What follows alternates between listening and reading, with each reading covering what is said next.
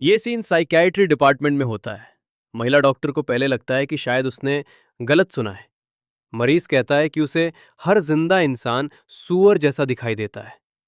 Doctor चौंक जाती है क्योंकि ऐसी बीमारी के बारे में उसने कभी सुना ही नहीं। थोड़ी हैरानी और डिसबिलीफ के साथ डॉक्टर पूछती है, तो तुम्हारी नजर में मैं भी सूअर हूं? मरीज बिल्कुल शांत स्वर में जवाब देता है, हाँ। यहीं से माहौल अजीब और असहज हो जाता है। डॉक्टर खुद को एक खूबसूरत, आकर्षक युवा महिला मानती है। उसका आत्मविश्वास और ईगो दोनों को झटका लगता है। उसे लगता है कि ये कोई साधारण भ्रम नहीं, बल्कि गंभीर मानसिक समस्या हो सकती है। फिर वो प्रोफेशनल रवैया अपनाती है और कहती है, पहले देखते हैं कि तुम्हारे शरीर के फंक्शंस नॉर्मल है या नहीं।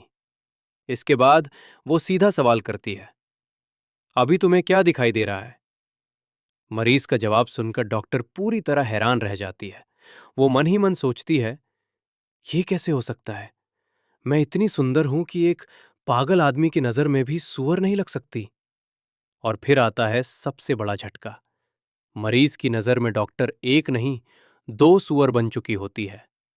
यहीं डॉक्टर पूरी तरह कन्विंस हो जाती है कि ये मरीज सच में मानसिक रूप से बीमार है। डॉक्टर उसकी रिपोर्ट समझाते हुए बताती है कि उसकी रीढ़ की हड्डी बहुत ज्यादा खराब है।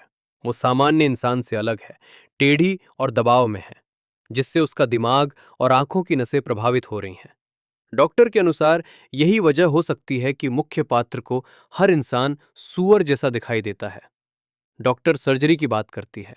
वो कहती है कि अगर रीढ़ की हड्डी को सही किया जाए तो शायद उसकी नज़र ठीक हो सकती है। लेकिन ये इलाज बेहद खतरनाक है। अगर ऑपरेशन असफल हुआ तो मुख्य पात्र गर्दन से नीचे तक लकवाग्रस्त हो सकता है। यही कहानी का असली फर्क दिखता है। डॉक्टर इसे बीमारी मानती है, लेकिन मुख्य पात्र इसे अपनी सामान्य जिंदगी समझता है। वो शांति से पूछता है कि क्या डॉक्टर उसकी बात खत्म हो गई है, और क्या वो उसकी रीढ़ की हड्डी उसे वापस दे सकती है। ये दिखाता है कि वो स्थिति की गंभीरता को उसी तरह नहीं देखता जैसे डॉक्टर देख रही है। जब डॉक्टर समझती है कि वो स्पाइन के मॉडल को अपनी असली रीढ़ समझ रहा है, तो उसे एहसास होता है कि सामने बैठा ये लड़का मानसिक रूप से अलग दुनिया में जी रहा है। वो मन ही मन सोचती है कि इतना हैंडसम लड़का है और ऐसी हालत में है। इसके बाद कहानी सीधे मुख्य पात्र की सोच में जाती है। वो अपना नाम ये चुआन बताता है। वो कहता है कि जब से उसे होश है, उसने हर इंसान को सूअर जैसा ही देखा है।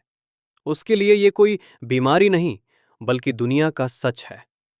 वो खुद को समझाता है कि शायद ऐसा इसलिए है क्योंकि उसके माता पिता सूअर कसाई थे। उसकी पूरी परवरिश उसी माहौल में हुई, इसलिए उसके लिए इंसानों का सूअर जैसा दिखना अजीब नहीं है। मुख्य पात्र मानता है कि ये बात उसकी जिंदगी को ज्यादा प्रभावित नहीं करती। वो सामान्य रूप से जी सकता है। बस एक ही चीज में दिक्कत आती है, डेटिंग। क्योंकि जब हर इंसान सूअर जैसा दिखे तो किसी से आकर्षण महसूस करना लगभग असंभव हो जाता है। मुख्य पात्र ये चुआन अपने मन में सोच रहा है कि आज वो दिन है जब सभी की प्रोफेशन अवेकनिंग होने वाली है। ये उसके जीवन का सबसे अहम दिन है। वो मन ही मन चाहता था कि उसकी ये अजीब बीमारी अवेकनिंग से पहले ठीक हो जाए, लेकिन अब उसे समझ आ गया है कि ऐसा नहीं होने वाला। कहानी हमें चिंग चिंग एकेडमी के अवेकनिंग सेरेमनी स्थल पर ले जाती है। ये चुआन चिंतित है। उसके दिमाग में एक ही सवाल घूम रहा है, क्या उसकी ये बीमारी उसकी प्रोफेशन अवेकनिंग को प्रभावित करेगी? अगर ऐसा हुआ तो ये उसके लिए बहुत बड़ी समस्या बन जाएगी, क्योंकि इस दुनिया में प्रोफेशन ही किसी इंसान की ताकत, हैसियत और भविष्य तय करती है। तभी उसका दोस्त उसे आवाज देता है और मजाकिया धमकी देता है कि अगर वो लेट हो जाता तो उसे मार। फिर एक लड़की का नाम लिया जाता है, एक्सू लिंगसुआन। लोग चिढ़ाते हैं कि वो फिर से ये चुआन से चिपकी हुई है। बाकी छात्र मजाक करते हैं कि दोनों रोज ऐसे ही रहते हैं और बचपन के दोस्त हैं। कुछ तो ये तक कह देते हैं कि अवेकनिंग के बाद दोनों शादी करके बच्चे भी कर लेंगे। यहाँ ये चुआन की शर्म बारे में देखते जैसे देखता है वो सूअर जैसे ही दिखाई देते हैं। उसी को देख के हमारा हीरो थोड़ा घबरा जाता है और उधर उसका फ्रेंड बोलते हैं कि सुनाई दे रहा है क्या। तभी हीरो सोचता है सारे लोग मेरे को सूअर ही जैसे दिखाई दे रहे हैं, मैं कैसे बात करूं। स्टूडेंट नंबर के अनुसार लाइन में खड़े हों। अवेकनिंग सेरेमनी शुरू होने वाली है।